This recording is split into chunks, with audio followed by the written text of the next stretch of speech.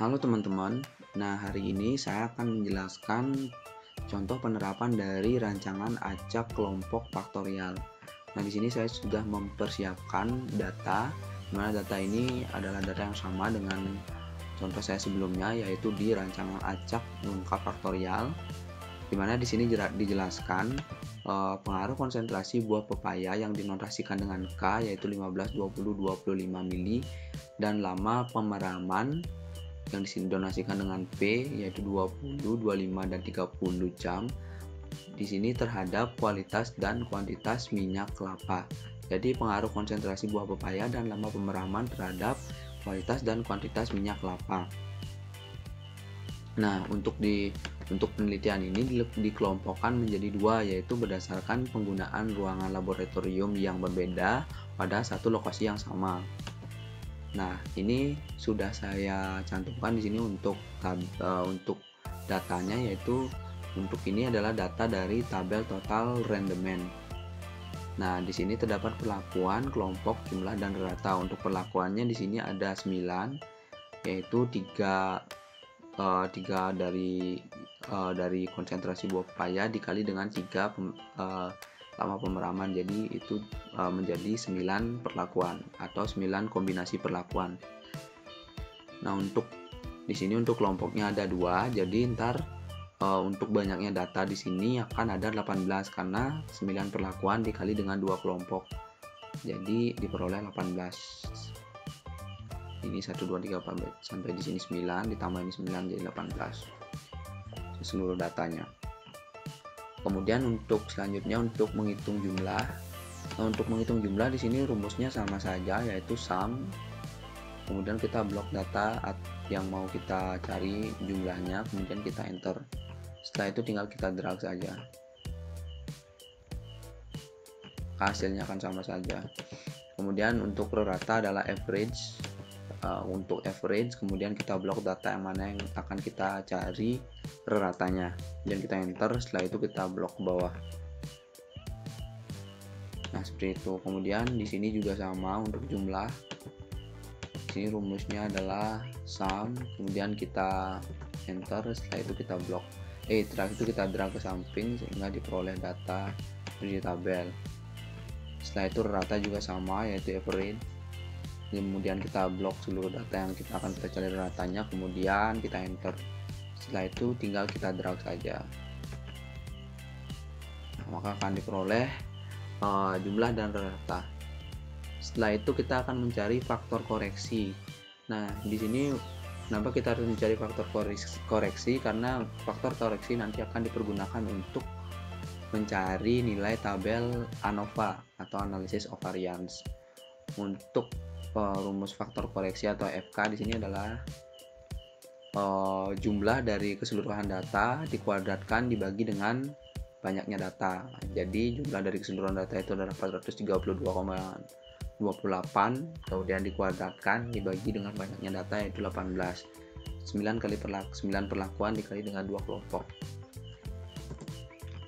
Setelah kita memperoleh FK, kita akan mencari tabel 2 arah untuk keperluan data analisis.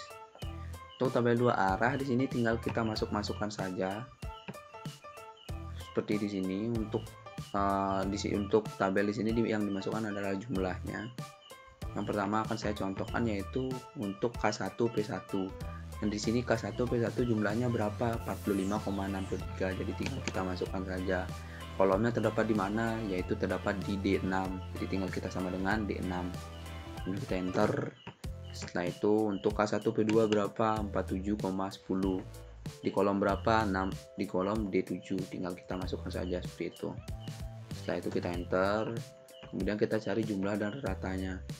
Untuk jumlah di sini rumusnya sama saja, yaitu sum. Kemudian kita blok semua data yang akan kita cari jumlahnya. Setelah itu kita enter. Untuk rata juga, untuk rata di sini saya menggunakan rumus yang berbeda, yaitu rata dari jumlah dari keseluruhan data di K1 dan P1, P2, P3 itu dibagi dengan 6. Nah, kenapa 6? Karena di sini terdapat 3 perlakuan, kemudian dikalikan dengan banyaknya kelompok. 3 kali 2 sama dengan 6. Nah, yang pasti di sini kalau kalian sudah benar memasukkan nilai tabel dan perhitungannya sudah benar, nantinya untuk rata di sini, rata dari rata pasti akan sama dengan rata sebelumnya. Untuk mencari rumus jumlah dan rata itu sama saja, tinggal kita drag saja ke samping seperti biasa, ke samping atau ke bawah seperti itu. Kemudian untuk rata juga sama, seperti itu, average, kemudian kita blok semua datanya, setelah itu kita enter. Setelah kita peroleh setelah saya menjelaskan dari tabel rendemen, kemudian faktor koreksi dan tabel dua arah, kita akan masuk ke tabel analysis of variance. Mohon maaf di sini saya belum isi nih. Ini adalah tabel ANOVA. Ini adalah untuk tabel analisis of variance-nya. Nah, perbedaannya dengan rancangan acak lengkap faktorial, di sini untuk rancangan acak kelompok faktorial atau RAKF, di sini terdapat kelompok, sedangkan di RALF atau rancangan acak lengkap faktorial itu tidak dapat ulangan atau sejenisnya, tidak dapat kelompok gitu. Jadi itu yang membedakan antara rancangan acak lengkap faktorial dan rancangan acak kelompok faktorial, sedangkan untuk perhitungannya pada dasarnya sama saja. Nah, untuk perhitungannya di sini saya akan menjelaskan. Di sini untuk perhitungannya yaitu yang pertama akan saya cari adalah total. Nah, untuk total adalah count A banyaknya data dikurangi 1. Ini adalah banyak data kemudian dikurangi 1. Nah, itu kita enter, kemudian kita lanjut ke perlakuan. Untuk perlakuan di sini rumusnya count A banyaknya perlakuan ada 9, kemudian dikurangi 1, kita dapat 8 berarti. Nah, seperti itu. Kemudian untuk kelompok, nah kelompoknya count A banyaknya kelompok ada 2, kemudian dikurangi 1. Nah, itu untuk K, di sini K-nya dapat berapa? Di sini ada K1, K2, K3, kemudian kita enter. Kemudian kita kurangi 1 dapat 2. P juga sama, ada 3, kemudian kita kurangi 1 dapat 2. Nah, untuk interaksi di sini agak berbeda juga perhitungannya dengan untuk interaksi di sini sama saja. Ntar yang berbeda hanya galat. Mohon maaf, tinggal kita enter saja. 4. Nah, yang berbeda adalah galat karena di sini total dikurangi dengan perlakuan dan dikurangi dengan kelompok, ditambah di minus kelompoknya. Kemudian kita enter. Setelah itu kita akan mencari jumlah kuadrat. Untuk jumlah kuadrat di sini akan saya mulai dari total dulu. Total adalah sum ASCII, kemudian banyaknya data dikurangi dengan faktor koreksi. Itulah enaknya memakai Excel. Jadi di sini data-datanya sudah diberi tanda warna merah atau biru, jadi memudahkan kita, tinggal enter aja. Kemudian selanjutnya untuk perlakuan rumusnya sama, sum ASCII, sum square, banyaknya jumlah kemudian dibagi dengan 2 dikurangi dengan B18. Kenapa dikurangi 2? Karena kelompoknya ada 2. Jadi B18 itu adalah faktor koreksi, tinggal kita enter. Setelah itu untuk kelompok juga sama, sum ASCII untuk jumlah dari kelompoknya, kemudian kita bagi 9. Kenapa bagi 9? Karena ada itu 3 dikali dengan 3 itu adalah 9, karena ada 9 perlakuan, kemudian dikurangi dengan faktor koreksi. Setelah itu kita akan mencari K. Untuk K di sini rumusnya tinggal kita masukkan saja jumlah dari K, kemudian dibagi dengan 6. Kenapa 6? Karena ada 3K, kemudian dikali dengan 2 jumlah kelompoknya, kemudian diperolehlah 6 dan dikurangi dengan faktor koreksi. Setelah itu enter. Untuk P juga sama. Kenapa 6? Karena seperti tadi. Kemudian kita enter. Nah, untuk interaksi jadi tinggal kita kurangkan. Kemudian untuk galat juga tinggal kita kurangkan, berarti ini kurang ini lagi 1. Nah, tinggal kita enter karena dia rumusnya sama dengan mencari galat yang sebelumnya, seperti itu. total dikurangi dengan perlakuan dikurangi dengan kelompok. Setelah itu saya akan mencari KT atau kuadrat tengah. Nah, untuk kuadrat tengah di sini yang pertama sebenarnya ini tinggal kita bagi saja antara jumlah kuadrat dan perlakuan. Setelah itu tinggal kita drag. Nah, sama saja. Walaupun kita lihat yang terakhir juga ini sama saja, yaitu JK Galat JKG dibagi dengan DBG. DB Galat, enter. Setelah itu kita cari F hitung. Untuk F hitung di sini rumusnya adalah nilai dari KT perlakuan dibagi dengan KTG. Jadi KTG di sini adalah pembagi tetap, seperti itu. Yang kita enter, jangan lupa diisi tanda dolar karena akan menjadi pembagi tetap KTG-nya. Jadi tinggal kita enter, kemudian kita drag. Nah, kemudian kita cari F tabelnya, yaitu kita bandingkan antara perlakuan dan galat dengan probability atau nilai tabel itu 0,05 dan 0,01. Ntar kita tinggal drag saja ini, seperti itu. Kemudian ini juga sama, probability-nya 0,01. Kemudian kita bandingkan antara perlakuan dan galatnya, jangan lupa juga diberi tanda dolar. Kemudian kita tinggal drag saja sebenarnya ini. Nah, kemudian kita lanjut ke di sini untuk menentukan apakah penelitiannya ini berpengaruh sangat nyata, berpengaruh nyata atau tidak berpengaruh nyata. Karena di sini menggunakan 0,01 berarti ada yang berpengaruh sangat nyata. Kemudian tinggal kita lihat di sini rumusnya. Nah, if, jadi kita menggunakan fungsi if di Excel ini, if atau jika E35 atau F hitung dari perlakuan itu kurang dari G35 atau nilai tabel 0,05, itu adalah NS. Sedangkan jika E35 itu kurang dari E35 itu kurang dari rendah dari H35 atau nilai tabel 0,01 itu adalah bintang 1, dan jika lebih dari itu adalah bintang 2. Seperti itu. Kemudian kita enter, nah, maka akan kita peroleh. Setelah itu tinggal kita drag saja. Nah, itu adalah nilainya. Jadi karena dari yang kita lihat di sini dapat kita simpulkan bahwa untuk perlakuan di sini berpengaruh sangat signifikan. Kemudian untuk interaksinya juga berpengaruh signifikan, baik itu K dan P juga kombinasi masing-masing perlakuannya di sini baik K maupun P juga ini berpengaruh sangat signifikan. Jadi karena di sini kecuali ini untuk kelompoknya ini tidak berpengaruh nyata. Jadi ini berpengaruh sangat nyata semuanya. Nah, karena demikian untuk mengetahui perlakuan yang mana yang memiliki pengaruh yang signifikan atau perlakuan mana yang baik itu pengaruh konsentrasi buah dan lama pemeraman, jadi perlakuan yang mana yang kualitas perlakuan yang mana yang pas untuk memperoleh kualitas dan kuantitas minyak kelapa yang baik, seperti itu. Jadi kita harus melanjutkan ke uji lanjut. Nah, untuk uji lanjut di sini saya sudah menyiapkan uji Duncan seperti yang sebelumnya.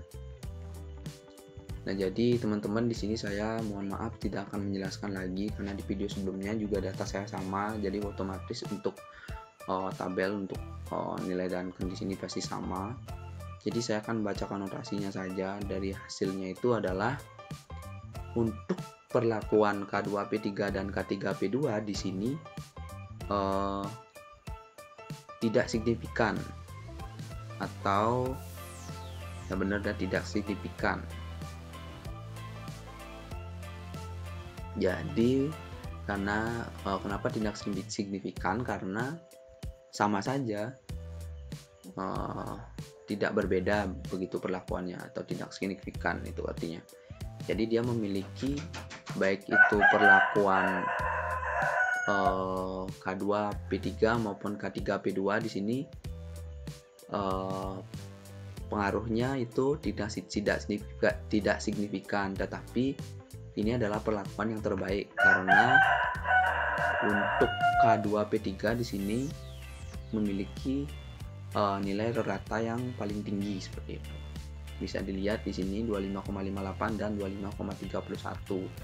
Jadi ini adalah perlakuan yang terbaik. Kemudian selanjutnya untuk perlakuan B yang dinotasikan dengan B yaitu K3P3 dan K3P1 juga tidak signifikan, sedangkan dia berbeda signifikan dengan perlakuan K2P3 dan K3P2 seperti itu. Nah, sedangkan untuk perlakuan K3P1 di sini tidak signifikan dengan K1P2, sedangkan untuk perlakuan K2P2 di sini tidak signifikan dengan K1P2 begitu, karena memiliki satu unsur notasi yang sama yaitu C. Sedangkan dia berbeda signifikan atau K2P2-nya di sini berbeda signifikan dengan K1P3, baik itu K1P3 maupun K2P1 dan K1P1 seperti itu. Jadi perlakuan yang paling terbaik di sini dari notasi ini diperoleh yaitu perlakuan untuk K2P3 untuk kualitas dan kuantitas minyak kelapa yang baik itu diperoleh di perlakuan K2P3 dan K3P2 dengan rata 25,58 dan 25,31 seperti itu. Nah, ini juga perlu kalian ketahui, jadi saya akan singgung sedikit-sedikit saja. Di sini adalah P9, di sini tinggal kalian lihat di tabel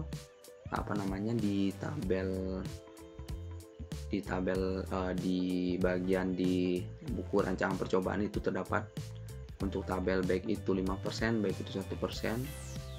Untuk tabel Duncan-nya ada di buku rancangan percobaan. Kemudian untuk nilai SY di sini sudah terdapat rumusnya, itu adalah akar dari D40 atau bisa dibilang D40 itu adalah KTG, kemudian dibagi dengan banyaknya kelompok, Nah, itu kedua. Kemudian selanjutnya adalah faktor V dan faktor K. Nah, untuk faktor P di sini juga saya akan jelaskan hanya notasinya saja, di mana di sini faktor P di sini adalah dapat dikatakan ini adalah berbeda signifikan karena memiliki notasi yang berbeda-beda, baik itu.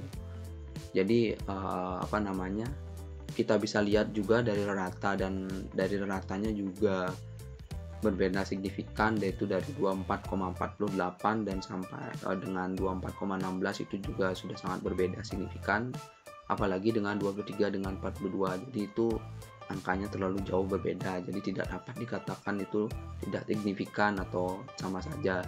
Maka oleh karena itulah mereka memiliki notasi yang berbeda-beda pula, jadi ini berbeda signifikan.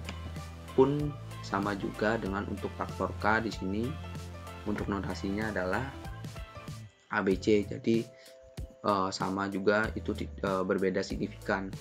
Jadi ini juga dapat dilihat dari perlakuan dan ratanya, dimana untuk perlakuan K3 di sini 24,63 ini sangat berbeda signifikan dengan 24,14 atau apalagi dengan 23,29, itu memiliki rentan angka yang relatif jauh. Nah, seperti itu.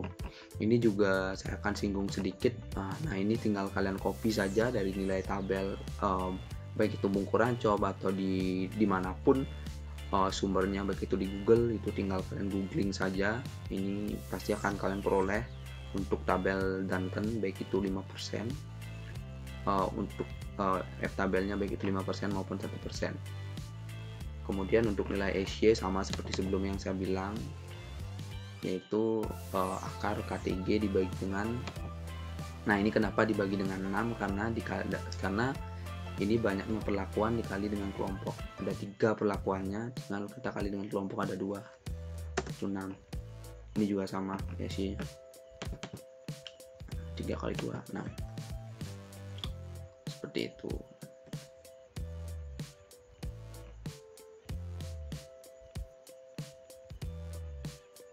Jadi sekian mungkin yang bisa saya sampaikan untuk rancangan acak kelompok faktorial pada hari ini. Apabila ada kesalahan baik itu dalam penyampaian saya atau ada kekurangan-kekurangan, saya memohon maaf yang sebesar-besarnya, karena saya juga masih belajar, dan saya memohon maaf apabila dalam penyampaian saya dan dalam penyampaian materi saya khususnya itu ada kesalahan, baik itu angka maupun titik maupun koma dan sejenisnya. Karena ada pepatah mengatakan tiada gading yang tak retak, tiada manusia yang sempurna. Sekian, saya akhiri dengan terima kasih.